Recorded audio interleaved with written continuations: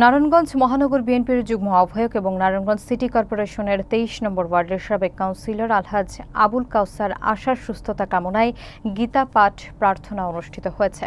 শুক্রবার রাতে বন্দরের একরামপুর ইস্পাহানি বাজার সংলগ্ন শ্রী শ্রী গৌরনিতাই বিগ্রহ মন্দিরে এই আয়োজন করা হয়। সাংবাদিক অজিত দাস এই গীতা পাঠের উদ্যোগ গ্রহণ করেছেন। বিস্তারিত থাকছে ডেস্ক রিপোর্টে।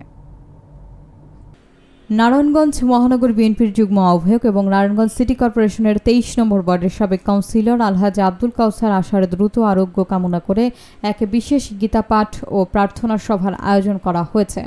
গত শুক্রবার রাত 8:30টায় বন্দরের একরামপুর ইস্পাহানি বাজার সংলগ্ন শ্রী শ্রী গৌরনিতাই বিগ্রহ মন্দিরে এই প্রার্থনা অনুষ্ঠিত হয়। বন্দর উপজেলা প্রেস ক্লাবের অর্থ সম্পাদক এবং সাংবাদিক অজিত দাস এই ব্যতিক্রমী উদ্যোগ গ্রহণ করেন।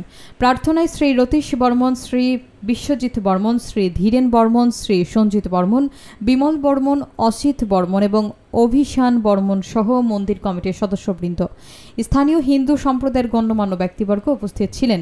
সকলে একযোগে আবুল কাউসার আশার সুস্থতা এবং দীর্ঘায়ু কামনা করে প্রার্থনা করেন।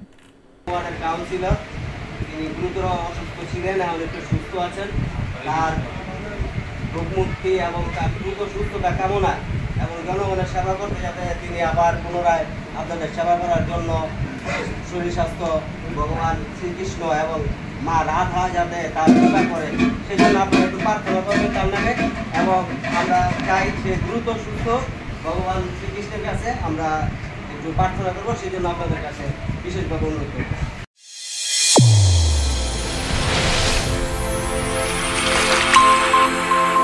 চ্যানেল A1 হৃদয়ের